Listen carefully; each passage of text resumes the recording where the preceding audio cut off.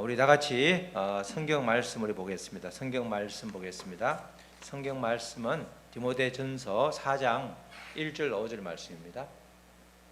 디모데전서 4장 1절로 5절 말씀입니다. 우리 디모데전서 4장 1절로 5절 4장 1절로 5절 신약 성경 339쪽에 있습니다. 제가 한 절, 여러분들이 한 절 우리 번갈아 읽겠습니다. 1절 그러나 성령이 밝히 말씀하시기를 후일에 어떤 사람이 믿음에서 떠나 미혹하는 영과 귀신의 가르침을 따르리라 하셨으니 자기 양심이 화인을 맞아서 외식함으로 거짓말하는 자들이라. 혼인을 금하고 어떤 음식은 먹지 말라고 할 터이나 음식물은 하나님이 지으신 바니 믿는 자들과 진리를 아는 자들이 감사함으로 받을 것이니라. 하나님께서 지으신 모든 것이 선함에 감사함으로 받으면 버릴 것이 없나니. 다 같이요. 하나님의 말씀과 기도로 거룩하여 짐이라. 아멘. 모든 것을 감사함으로 받아라. 이게 제목입니다. 우리 다 같이 모든 것을 감사함으로 받아라. 이런 말씀이죠. 바울이 우리가 신약 성경을 말할 때 항상 바울이 쓴 편지를 이야기하죠. 바울이 편지를 무려 13통을 썼는데 그 기록이 신약 성경 27권 중에서 그러니까 13권이 바울이 쓴 편지입니다. 주로 바울 사도는 자기가 선교해서 개척한 교회를 상대로 편지를 쓰는데 그런 편지 중에 우리가 알고 있는 데살로니가 전후서, 또 고린도 전후서, 갈라디아서, 빌립보서, 에베소서 이런 지역명이 있는 성경이 전부 다 그 지역에 있는 교회에게 쓴 편지입니다. 이와 달리 또 바울 사도는 편지를 4편은 개인에게 썼는데 빌레몬스라고 하는 순수한 개인에게도 한 통 쓰고 나머지 목회자인 디모데 전후서, 디도서 그거는 목회자한테 썼는데 그것을 특별히 목회서신 이렇게 말합니다. 목회자에게 쓴 편지다 이렇게 말하는 거죠. 목회서신은 말 그대로 목회자가 교회에서 어떤 자세를 취해야 되는지 그 기본적인 자세와 그리고 또 목회 현장에서 어떻게 교회를 잘 섬기고 다스려야 하는지 그거에 대한 기록이 바로 목회서신인데 오늘 우리가 나누고자 하는 디모데전서도 목회서신이기 때문에 그런 내용입니다. 디모데전서는 총 6장으로 구분되어 있는데 전반부인 3장까지는 목회자의 기본적인 자세를 그리고 4장부터 6장까지는 실천편으로 목회자가 목회 현장에서 구체적으로 어떤 상황에 놓였을 때 어떻게 처신해야 되는지 그런 지혜를 담고 있는 그런 말씀입니다. 오늘 본문으로 가면 1절에 먼저 그러나로 시작하죠. 그러나 이렇게 시작하죠. 1절에 그러나 성령이 밝히 말씀하시기를 후일에 어떤 사람들이 믿음에서 떠나 미혹하는 영과 귀신의 가르침을 따르리라 하셨으니 이렇게 시작을 하죠. 시작을 그러나 이렇게 합니다. 그러나라는 말은 항상 어떻게 되죠? 그냥 뚝 떨어진 게 아니고 앞 구절과 지금 말하고자 하는 구절이 정반대로 연결될 때 그러나를 씁니다. 자, 디모데전서 4장 1절이니까 그러니까 그러나의 그 내용을 종합적으로 볼 것 같으면 바로 앞절인 디모데전서 3장 16절을 보면 이제 16절 내용과 1절 내용이 대조가 되는 거죠. 16절 말씀에 크도다 경건의 비밀이요 그렇지 않다 하는 이 없도다. 지금 이게 예수님에 대한 이야기예요. 예수님은 육신으로 나타난 바 되시고 영으로 어록다 하심을 받으시고 천사들에게 보이시고 만국에서 전파되시고 세상에서 믿음 바 되시고 영광 가운데서 올려지셨느니라. 이렇게 예수님에 대한 구체적인 설명을 하고 있습니다. 예수님을 찬양하는 그런 내용입니다. 예수님은 훌륭하시고 경건의 비밀을 가지신 분으로 세상에서 믿음 바 되시고 영광 가운데 올려지신 분인데 그렇기 때문에 찬양하시기에 충분한 분이다. 모든 사람이 예수님을 따르는 것이 어찌 보면 당연하다. 이게 이제 디모데전서 3장 16절 이야기예요. 이런 예수님을 따르는 게 당연하겠으나 그죠? 4장 1절에 그러나란 말은 그 반대되는 내용이 나오는 거죠. 그러나 현실은 그렇지 않더라는 겁니다. 예수님이 훌륭하시고 예수님은 찬양받기에 충분함에도 불구하고 우리의 입술에는 어떤 이유인지 모르지만 찬양은 온데간데 없고 예수님을 오히려 대적하는 그런 모습들이 보인다는 거죠. 예수님의 가르침을 따르지 않고 우리 1절 말씀처럼 미혹하는 영과 귀신의 가르침을 따르는 그런 사람들이 있더라는 겁니다. 바울 사도는 그런 시기를 1절에서 후일에 이렇게 표현을 하고 있는데, 후일은 다른 말로 종말의 때를 말하고, 우리가 종말이라고 말하면 예수님께서 심판받는 재림받을 때 딱 그걸 말하는 게 아니고 예수님이 2000년 전에 오셔서 재림하기 전까지의 모든 기간이 종말. 지금도 종말이죠. 그러니까 후일이란 말은 다른 말로 아직도 예수님이 재림하지 않았기 때문에 지금 현재를 후일이라고 말할 수 있는 거죠. 그 당시 사람들뿐만 아니라 지금 오늘 사는 우리에게도 이런 일들이 있다는 겁니다. 1절에 보면 믿음에서 지금도 여전히 이게 성령이 밝히 말씀하시기를 후일에 지금 현재도 어떤 사람들이 예수님의 은혜를 잊고 믿음을 떠나는 사람이 지금도 있더라, 그 이야기를 하는 거죠. 그것은 순전히 미혹한 영과 귀신의 유혹에 넘어가고 있다, 이렇게 말하는 겁니다. 1절 말씀을 보면 성령이 밝히 말씀하신다는 그 말씀, 그 성령이 밝히어 말씀하시는 그런 말씀이 나오는 반면에 뒤에 미혹하는 영과 귀신의 가르침도 같이 나오는 걸 보면 우리들 삶 가운데 성령님이 역사하지만 동시에 그저 하나님을 떠나면 아니면 또 미혹한 영과 귀신의 가르침도 우리에게는 동시에 나타날 수 있다는 겁니다. 우리 개인에게 이런 게 동시에 나타날 수 있다는 거예요.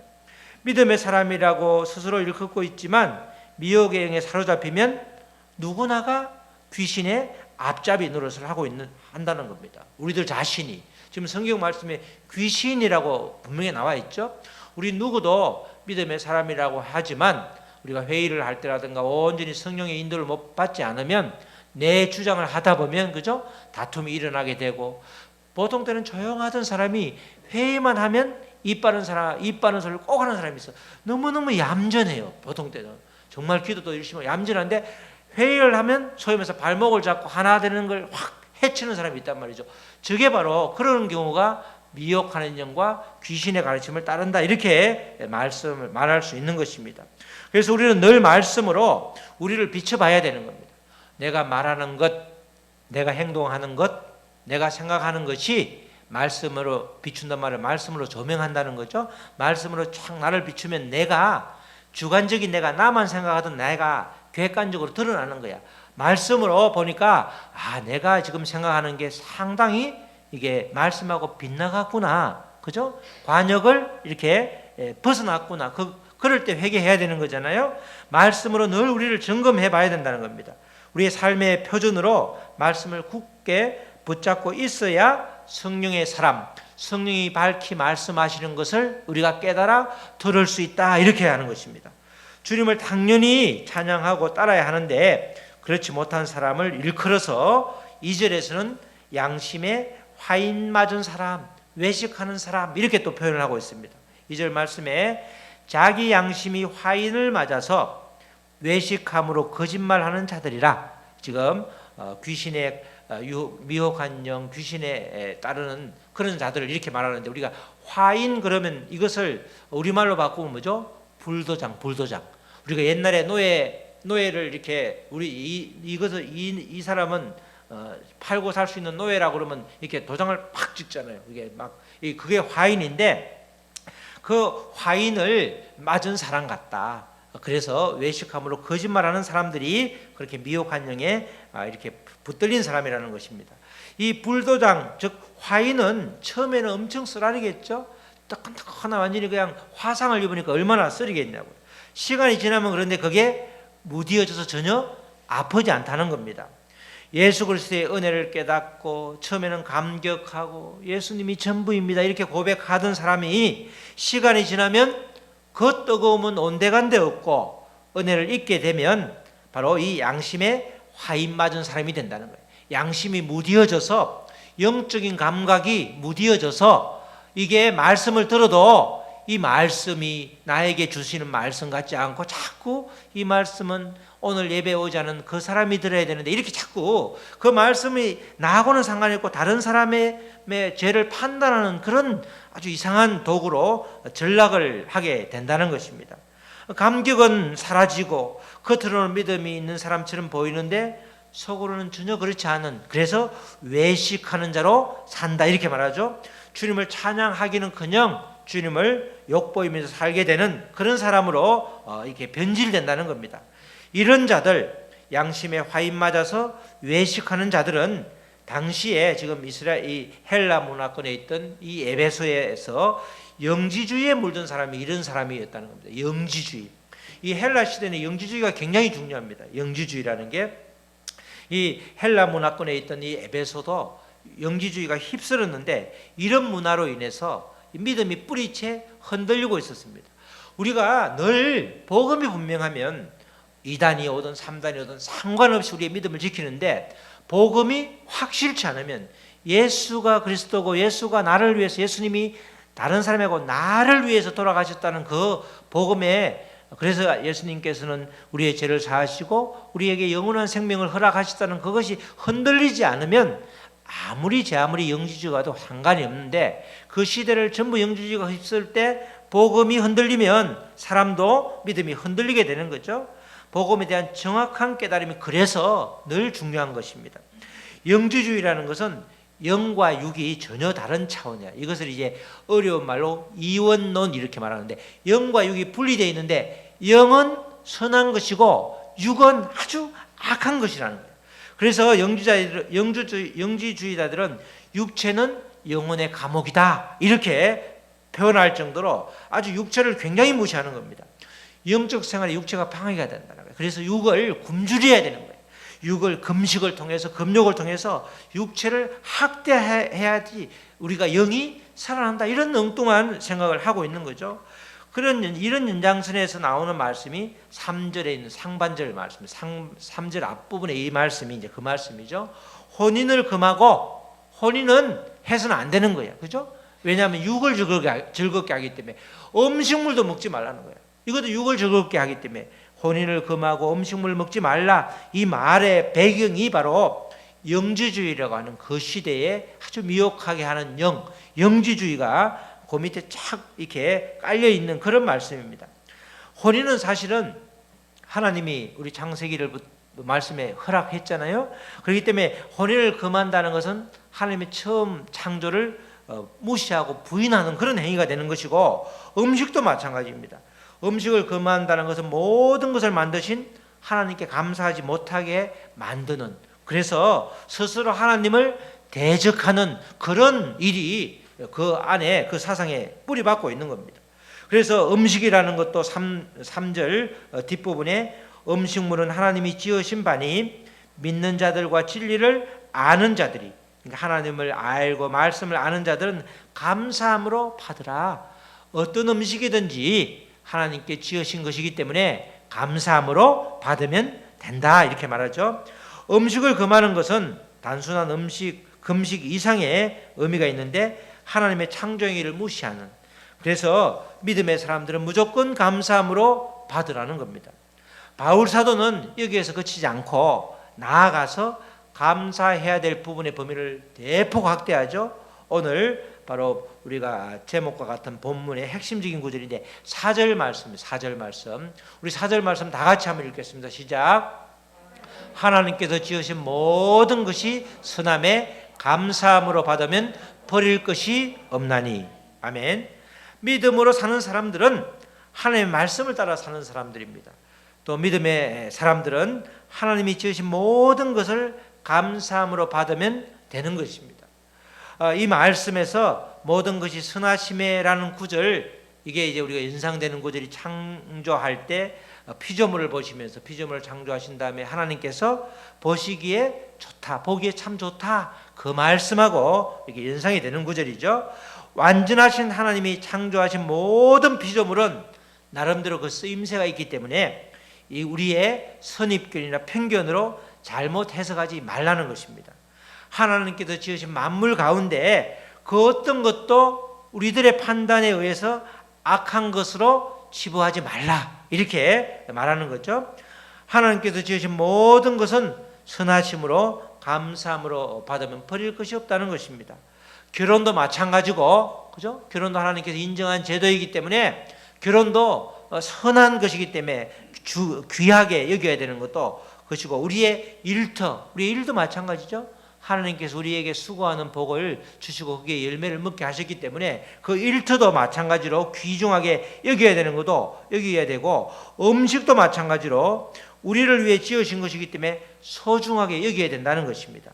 그래서 혼인을 금하는 것, 음식을 함부로 금하는 것은 하나님을 욕되게 하는 것일 뿐만 아니라 더 심하게 말하면 하나님의 자리에 올라가는, 하나님의 자리에 내가 앉는, 내가 분별을, 내가 판단하고, 내가 이렇게 정죄하고, 내가 이렇게 내 편견으로 이렇다 이렇게 끊어버리기 때문에, 거부하기 때문에 그것이 하나님을 대적하는 그런 행위가 된다는 것입니다.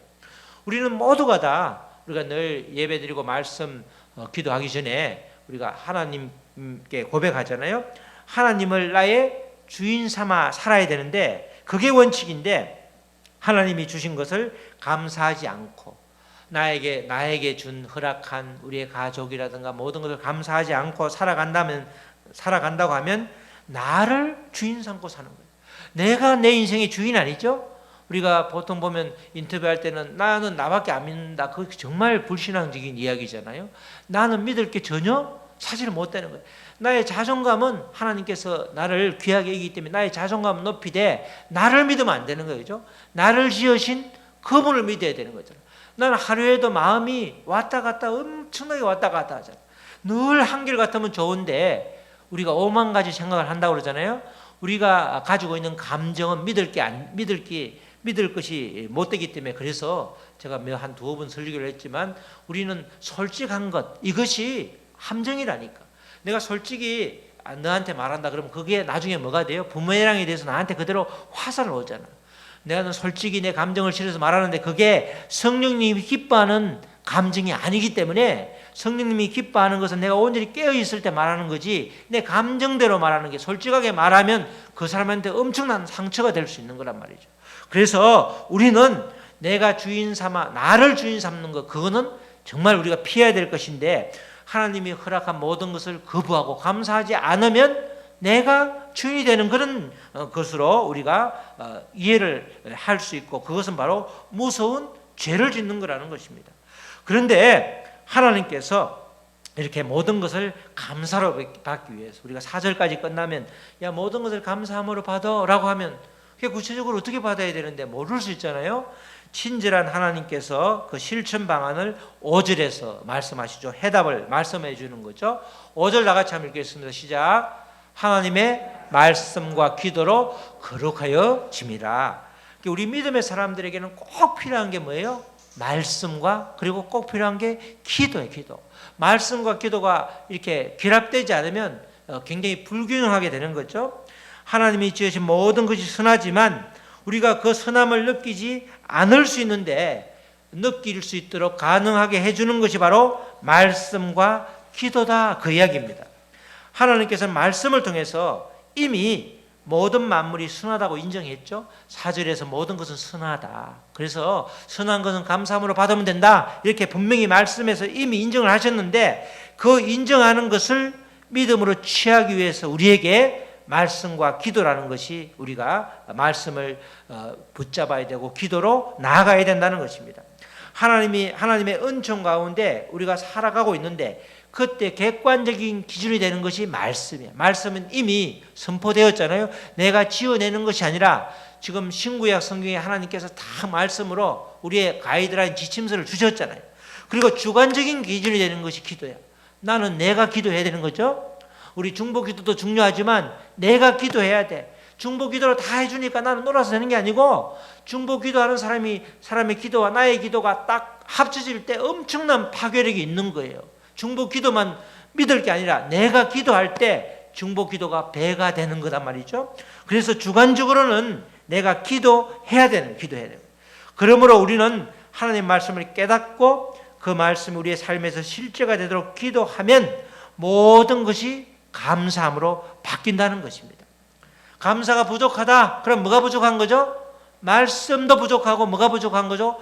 기도가 부족한 거. 기도가 말씀을 알고 기도가 이렇게 충만하면 감사밖에 있을 게 없다는 거예요. 하나님께서 모든 것이 감사하다고 그러잖아요. 그런데 우리의 삶에서 감사가 부족하다고 그러면 나를 비추어보는 거죠. 오늘 말씀에 비추어서 5절 말씀에 비추어보니까 내가 말씀은 잘하는데 말씀으로 주변 사람을 잘 정죄하고 판단하고 내 눈에 덜보는 못 보고 남의 눈에 티만 자꾸 보고 있네? 왜? 기도가 부족하니까 그렇게 이야기를 하는 겁니다. 말씀과 기도를 통해서 하나님이 지으신 것, 하나님이 우리에게 허락한 것을 감사함으로 받을 수 있다는 것입니다. 그러니까 하나님께서 구체적으로 성경 말씀에 보면 그렇게 아주 우리가 잘 모를까 봐 아주 세부적으로 이렇게 이야기를 말씀을 해주고 있죠. 우리의 삶을 돌이켜보면 정말 감사가 참 부족함을 이렇게 엿볼 수 있습니다. 어떤 이유로 원래 태어날 때는 정상적이었는데 어떤 이유로 두 발로 걷지를 못하는 사람의 평생 소원은 뭐예요? 마음껏 뛰어다니는 게 소원이에요. 그죠? 우리 장모님도 마지막에 호흡이 항상 숨 쉬는 게 힘드셨는데 그러시더라고요. 실컷 그냥 마음껏 숨을 한번 세보고 죽었으면 좋겠다고 하더라고요. 여러분들 우리는 잘 모르잖아요. 우리는 아파 보면 그제서야 그때 왜 감사가 부족했지? 그때서 감사하잖아. 우리가 아무리 건강할 때는 잘 감사를 안 한다니까. 그런데 실제로 우리가 감사해야 될 제목이 얼마나 많은지 알 수가 없는 거죠. 그것을 이렇게 가능케 하는 게 바로 말씀과 기도로 거룩하여지는 거라는. 말씀과 기도로 거룩하여지면 모든 것이 감사하게 되는 거예요. 모든 것이 전혀 감사할 거리가 남들이 보면 아닌데도 불구하고 객관적으로 전혀 감사거리가 아닌데도 불구하고 그분은 기도함에 그것이 감사로 통과가 되는 것입니다. 우리 사랑하는 성도 여러분, 하나님은 외식하는 자를 기뻐하는 것이 아니라 우리의 삶이 진짜이기를 기뻐하는 것입니다. 겉으로는 하나님의 사람처럼 보이지만 실상은 성령님의 음성이 아닌 미혹의 영, 귀신의 종로로 사는 사람을 전혀 기뻐하지 않는다는 것입니다. 하나님은 하나님의 말씀으로 주님을 향해 날마다 나오는 사람을 기다리죠. 하나님은 기도로 하나님을 향해 날마다 고백하면서 나오는 사람을 찾고 계시는 것입니다. 그런 사람을 스바냐 3장 17절에서 하나님이 기뻐하신다 이렇게 말합니다. 스바냐 3장 17절은 우리가 모든 나 그냥 대충 믿는 나까지 말하는 게 아니고 실상은 하나님이 찾으시는 자, 하나님의 기쁨이 되는 자, 그런 사람을 말하는 거죠. 지금 우리로 말하면 말씀과 기도로 거룩하여진 사람, 그 사람을 지금 하나님은 기뻐하신다는 거예요. 우리가 17절 스바냐 3장 17절 말씀 우리 찬양 가사로도 많이 나와 있죠. 너의 하나님 여호와가 너의 가운데 계시니 그는 구원을 베푸실 전능자이시라. 하나님은 전능하신 분인데 그가 너로 말미암아 나로 말미암아 기쁨을 이기지 못하시며 나를 잠잠히 사랑하시며 나로 말미암아 즐거이 부르며 기뻐하시리라 하리라. 하나님께서 우리 각자를 너무너무 기뻐하는데 기쁨을 이기지 못한다는 거예요. 그죠? 어린아이가 새록새록 갓 태어난 지 얼마 안 되는 애를 새록새록 잠들었을 때 그 엄마가 보는 금방 이제까지는 고통이고 산통이 컸었는데 아이가 새록새록 이렇게 피어나니까 얼굴 보면서 막 어떻게 할 수가 없는 그런 마음을 하나님께서 우리에게 가지시는데 그러기 위해서는 우리의 삶이 진짜야 돼요. 우리의 삶이 말씀과 기도로 거룩하여지는 삶, 그게 바로 진짜인데 그런 사람을 하나님께서는 기뻐하신다는 겁니다. 하나님께서 기쁨을 이기지 못할 정도로 그런 사람을 찾고 있다는 것입니다. 하나님은 외식하면서 가면을 쓰고 살아가는 거짓된 삶을 사는 사람을 향하여서 잠잠히 사랑하시는 것이 아니라 하나님의 뜻대로 살아가는 사람, 그래서 말씀과 기도로 거룩하여져서 모든 것이 하나님이 지으신 모든 것을 선함으로 선한 모든 것을 받아들여서 감사의 입술로 고백하는 사람, 그런 사람을 하나님도 기뻐하신다. 하나님도 기뻐하신다. 우리가 누군가의 기쁨이 되는 게 좋은 거잖아요. 그런데 전능자 하나님의 기쁨이 되면 얼마나 좋으시겠냐고. 우리 사랑하는 성도 여러분, 우리 각자는 하나님 앞에 어떤 존재입니까? 주님께서 우리를 바라만 봐도 흥이 절로나는 삶을 살고 있는지, 아니면 가정한 삶으로 인하여 하나님의 근심거리가 되고 있는지 늘 뒤돌아보아야 합니다. 가정에서부터 시작하여서 교회와 세상에서 동일하게 하나님이 기뻐하는 삶을 살아내야 되는 거죠. 가정도 건강해야 되고 교회도 건강해야 되는 거죠. 교회가 말씀과 하나님이 없는 예배면 아무런 의미가 없다고 그랬죠. 교회도 건강해야 되고, 세상을 등지면서 교회만 사랑하는 것이 아니라 소금과 빛을 잘 감당해야 되기 때문에, 지금 세상이 우리 교회를 향해서 삿대질하는 것은 다 내가 믿음 생활을 잘 못하는 거야. 남의 교회가 잘못하는 게 아니고 우리 교회가 내가 제대로 못 살았다, 이렇게 우리가 받아들이면서 겸손하게 나가면 되는 거죠. 그래서 그럴 때 하나님께서 기뻐하시는다는 것입니다. 하나님이 지으신 모든 것이 선하다고 믿어지고 날마다 감사함으로 살고 있는지 우리를 점검해 봐야 되는 것입니다. 반드시 우리에게 주신 객관적인 기준은 하나님 말씀과 그 말씀이 나에게 실제가 되도록 기도할 때에 하나님은 기뻐하시는 것입니다. 우리 모두 말씀과 기도로 거룩하여짐을 통하여 하나님이 허락한 모든 것을 감사로 받아서 정말 귀한 삶을 하나님이 주신 힘으로 살아내는 저와 여러분 되시기를 주님의 이름으로 축원합니다. 아멘. 우리 찬양하시고 우리 말씀 붙들고 기도하시겠습니다. 우리 이 시간 우리 하나님의 말씀에 비추어서 얼마나 내가 말씀과 기도로 거룩하여 주셨는지, 그래서 모든 것을 감사로 잘 받아들이고 있는지 우리를 점검하시면서, 그렇지 않으면 회개하고 또 앞으로 그렇게 살기를 결단하면서 우리 다 같이 한 목소리로 기도하시겠습니다. 하나님 아버지 감사합니다. 아버지 바울 사도가 아버지 디모데를 향하여 또 아버지 그 교회를 향하여 아버지 혼인을 금하고 음식을 먹지 말라고 하는 그 영지주의 사상 때문에 아버지 그들이 아버지 미혹 환영에 휩쓸려 보는 것이 안타까워서 아버지 그들을 훈계하는 말씀을 주셨습니다. 그 훈계가 후일에 아버지 종말에 오늘 우리에게 주신 말씀입니다. 하나님께서 주신 모든 것이 선함에 감사함으로 받으면 버릴 것이 없나니 하나님의 말씀과 기도로 거룩하여 짐이라. 하나님, 우리가 말씀도 잘 붙들지 못했고 또 기도가 부족하여서 아버지 내 입술에서 아버지 감사가 부족함을 아버지 이 시간 회개합니다. 아버지 우리의 입술에 감사가 넘치게 하시고 하나님이 짝지어 주신 우리의 아버지 가정과 우리 남편과 우리 아내, 우리의 가정, 우리의 일터, 하나님께 허락한 우리 아버지 성기도로 허락한 우리의 교회를 아버지 더욱더 잘 섬길 수 있도록 도와주시고, 아버지 비록 여러 가지 아버지 비교해서 일약한 것이 아니라 그 자체로 감사할 수 있도록 하나님이 지어진 것이 선함에 감사함으로 받을 수 있도록 우리의 마음을 아버지 말씀으로 더욱더 깨끗하게 해주시고 넓혀 주시옵소서. 하나님, 우리가 모든 것을 품을 수 있도록, 주의 마음을 품을 수 있도록, 예수님의 마음을 품을 수 있도록 우리를 인도하여 주시옵소서. 하나님 아버지 감사합니다. 하나님, 우리의 삶이 아버지 가장되고 위선되고 미혹의 영에 휩쓸려 사는 것, 그래서 불평하며 사는 것을 원하는 것이 아니라 하나님은 우리가 진짜인 것을 원하며 우리의 삶이 온전하게 거룩하여지는 것을 원하십니다. 하나님, 우리가 더욱더 말씀과 기도로 거룩하여짐에 하나님께 허락한 모든 것이 아버지 이 시간 이후로는 감사함으로 고백할 수 있도록 우리를 이끌어 주시옵소서. 감사하며 이 모든 말씀 예수 그리스도의 이름으로 기도합니다. 아멘.